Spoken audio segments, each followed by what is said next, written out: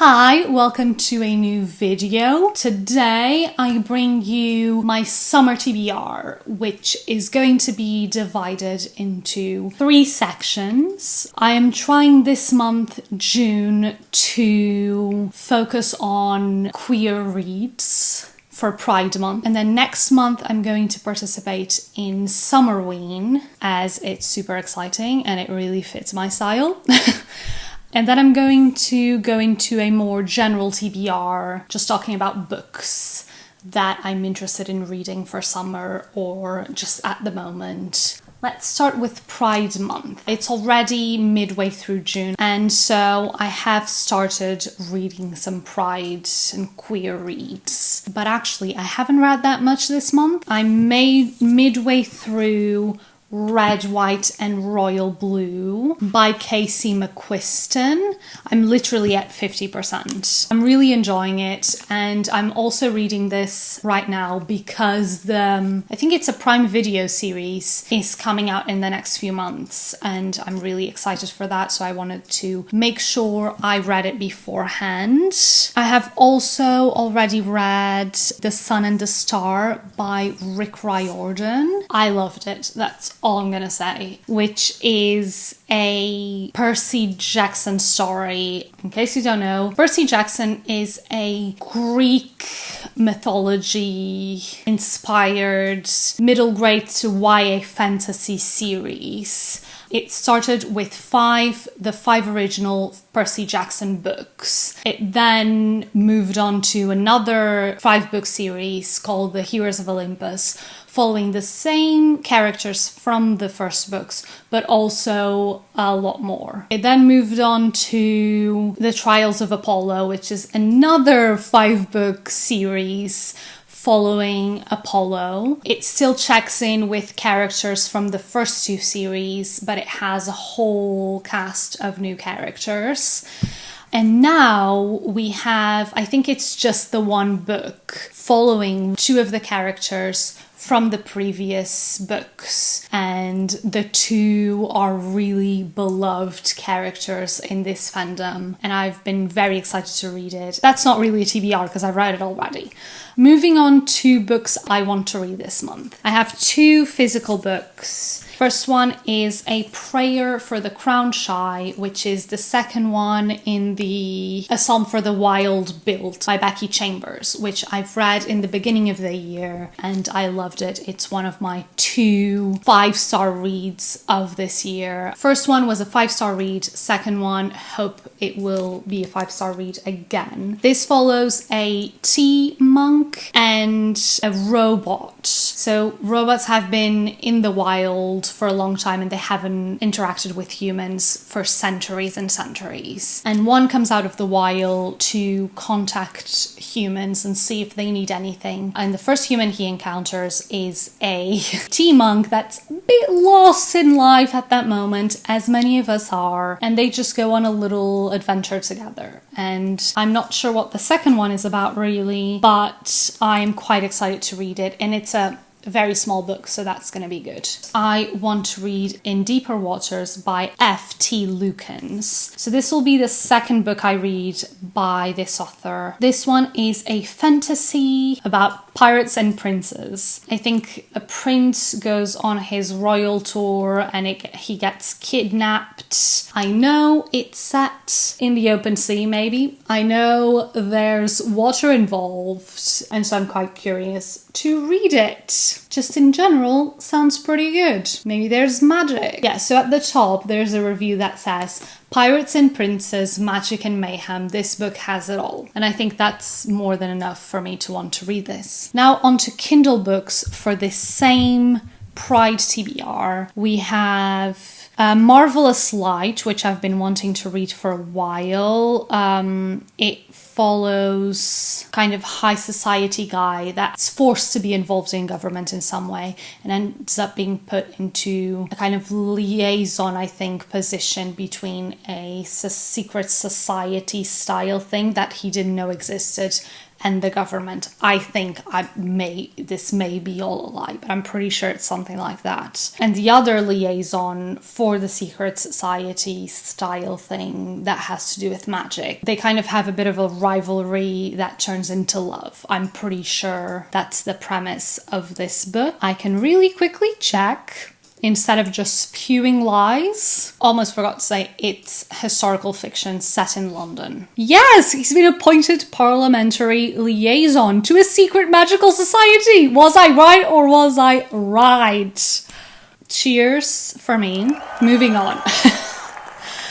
The next two are ones that have been on my TBR for a while and I just haven't read them yet. I'm not sure it's because they're so hyped up that I'm scared I'm not going to like them as much as everybody else did. And those are Legends and Lattes and The House in the Cerulean Sea. Really quick general synopsis. Legends and Lattes follows a orc that has been leaving the life of an orc, fighting in battles and that sort of thing for years and years, and she's tired of that, so she moves to a small town and opens up a coffee shop, and it just follows her dealing with the day-to-day life of running a coffee shop and opening a coffee shop. The House in the Cerulean Sea follows a government employee that is tasked with checking up on a high-risk orphanage, and when he's there he ends up falling in love with this guy and becoming part of a found family, and it's very heartwarming. That kind of finishes my June TBR. I do think I can easily make my way through it, but it's already almost halfway through and I've only read 2 books. Actually, a book and a half. I will try harder. Moving on to the Summerween TBR. I have 2 physical books. In case you don't know, Summerween is a readathon created by 2 booktubers, and this year it's going to happen between the 7th and the 13th of July. So it's a full week, 7 days. And I unfortunately am going to be working through basically the whole thing. And as I assume many are. And so actually what they do is create just 5 prompts. So you can have just 3 to 5 books to read during that week. Maybe even less. Oh god, not again. We've had this seagull that comes around every day, multiple times a day, and just bangs on our window. I'm not sure if it's trying to eat our plants or something. It's very strange. Going back to TBR, you can read from 2 to 5 books. I have 3 books that cover all the prompts and then a couple of other books in case I end up finishing the 3 books that I've prepared for that. And the first one is for the thriller prompt, and that is Mexican Gothic by Silvia Moreno Garcia. Readathon has 5 prompts. The first one is just to read in the dark, so there's no need for a book. The second one is to read a thriller book. And I don't really read thrillers, so I was looking through all of my ebooks and physical books. And this is the one that thriller as a genre is one of the top ones. So it had to be this one. I think because it's set in Mexico, it might have warm summer dark vibes, which I know technically this is Summerween, so you would probably read more books set in autumn, but actually I was thinking of doing more like dark books set in summer. Mexican Gothic, what is it about? Ooh, the back has a little good synopsis. He's trying to poison me. You must come for me, Noemi. You have to save me. So the main character, I think it's her cousin, marries a guy and then thinks he's trying to poison her, and so the main character goes to live with them and try and figure it out. It's a relatively small book, like 300 and something pages? Exactly 300 pages. Next up, I have to fulfill the graphic novel prompt, and in this case it also fulfills the orange and black on the cover prompt. I have Beetle and the Hollowbones by Eliza Lane. So in the eerie town of Aloes, some people get to be magical sorcerers, while other people have their spirits trapped in the mole for all ghastly eternity. That's it. Yeah, I don't know much more about it. It sounds really weird, but also very, very Halloween-esque. It looks like they live in Halloween Town. The colors are super Halloween-y, like oranges and pinks and purples and blues and blacks and a bit of green. It's so nice. And you can see the cover has orange and black, and it also has some yellows and purples, which are very much Halloween colors. So I thought this would be the perfect graphic novel for this readathon. The last book that I will read is 9 Liars. Basically, this is the 5th book in the Truly Devious series, which is a mystery dark academia series. It has a trilogy focusing on one case, and then the second one is like a summer book after the first trilogy, and now we're going on to the second year of schooling for this girl, and it's following a second case, actually a third one, because there was the summer one as well, which was a bit smaller. It's set in autumn, so it's fulfilling that prompt of being set in autumn. And also the cover, unfortunately, I'm not sure it's gonna show, but I'll put an image on screen so you can see. But the cover is littered in orange and yellow and red autumn leaves. Also fulfills that prompt if you think this is too loose. The first one is following Stevie Bell. She gets accepted into this special school where entrance is really restricted to people that have specific passions and want to pursue those. Stevie has always considered herself as a detective, and she's been really wanting to solve this case of murder and disappearances that happened at this school a long time ago. And so she ends up getting accepted to figure that out. Really has the dark academia mystery vibes, but very autumnal. I think it's set maybe in like New England, up in the mountains, something like that.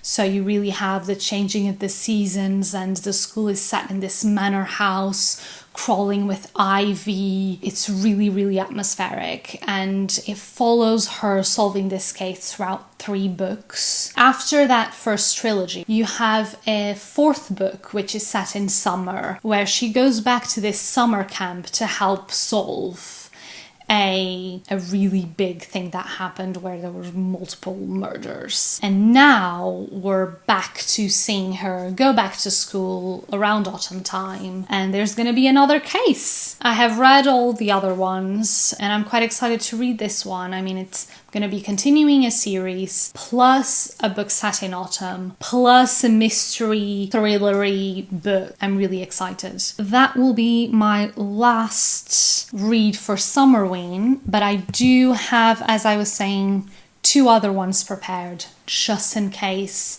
I read all of these. The next one is The Wicked Deep.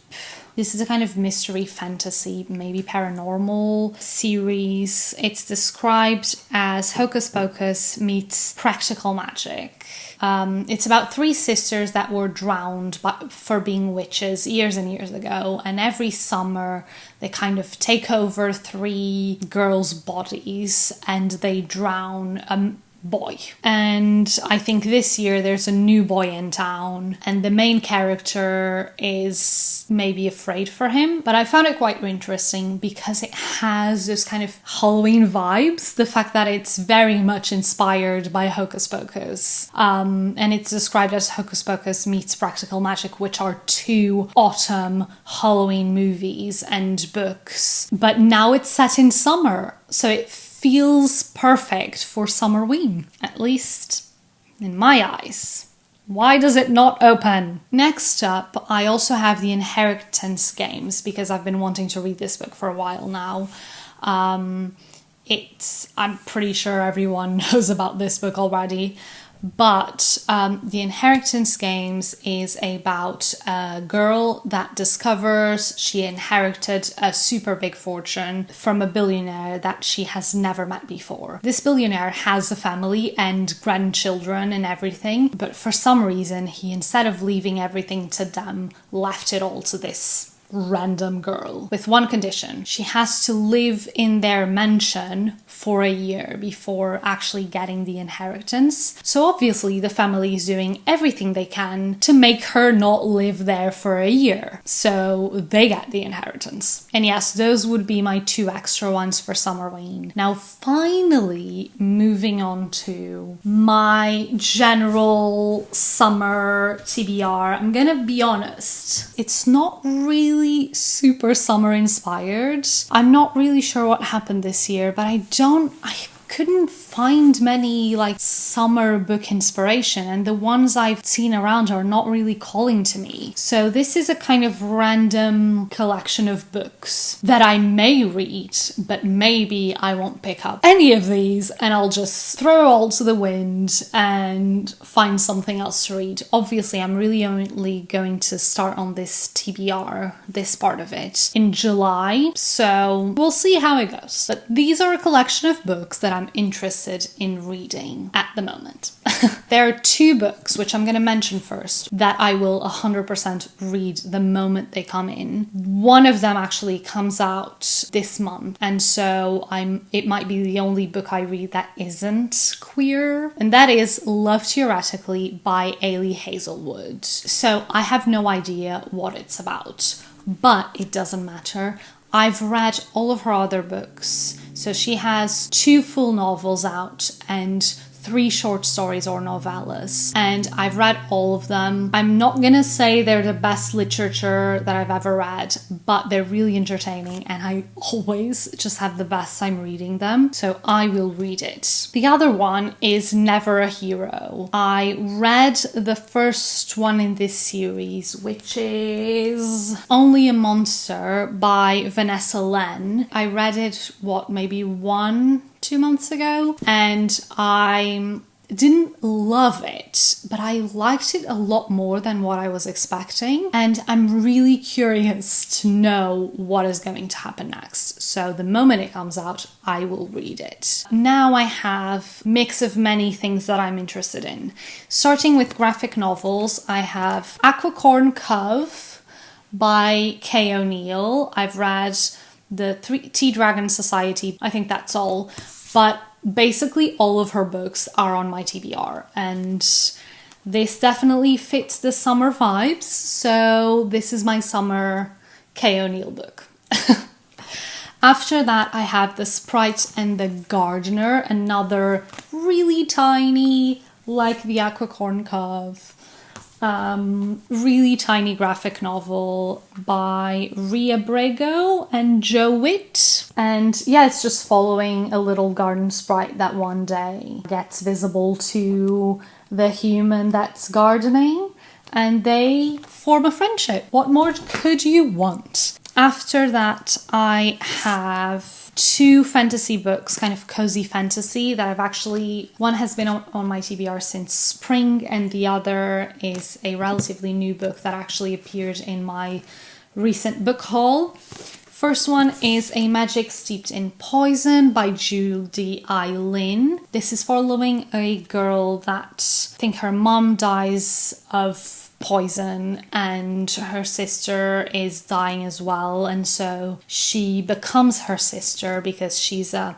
tea master, I guess, and she goes to compete to become the next master of tea for the emperor.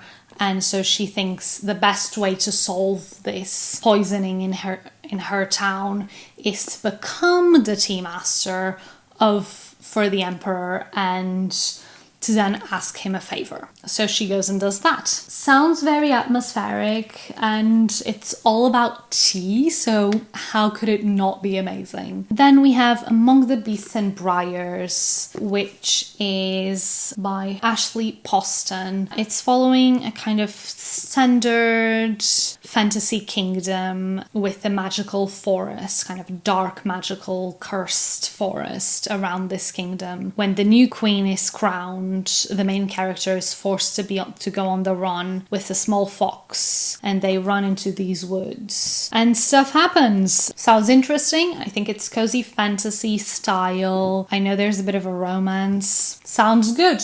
I want to read it. Then I have added Piranesi to my TBR by Susanna Clarke. Not only is it quite a small book, but I've just been wanting to read it.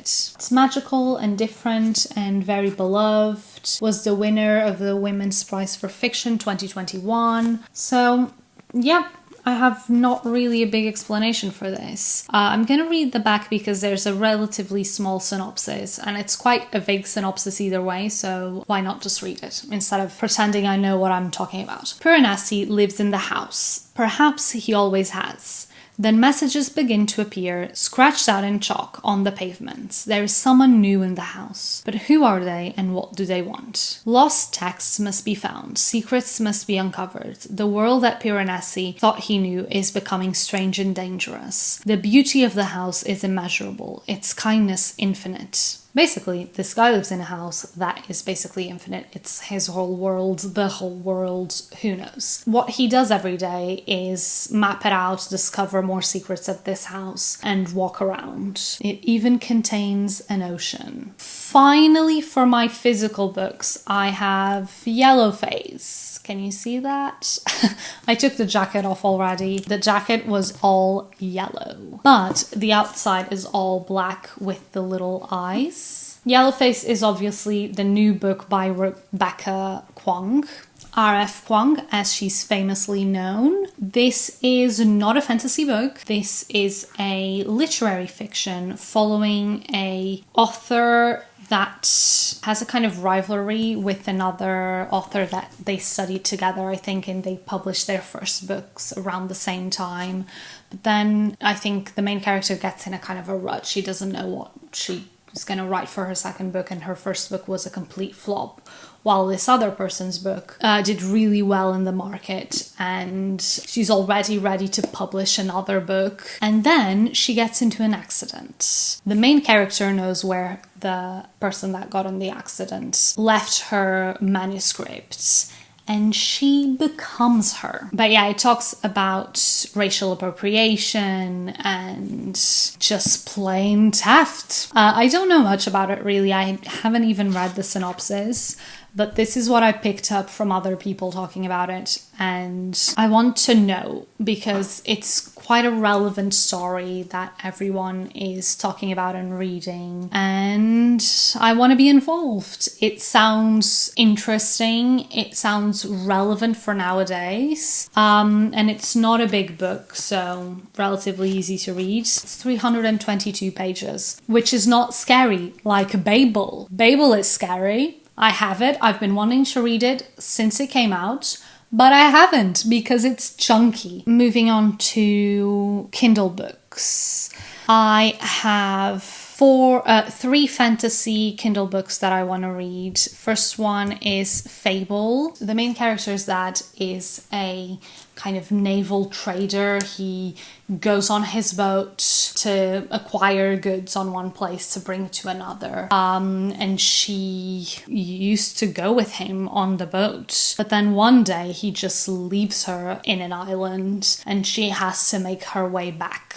And it's obviously a journey story with a lot of sea travel and that sort of thing, so makes it perfect for summer. I also have Feathertide, which is similar premise but I think it may be darker and has to do with mermaids. A girl, a secret, a life-changing journey. Born covered in the feathers of a bird and kept hidden in a crumbling house full of secrets, Maria has always known she was different, but never known why. And so, to find answers, she goes in search of the father she has never met. Oh, interesting. They're both kind of looking for their father.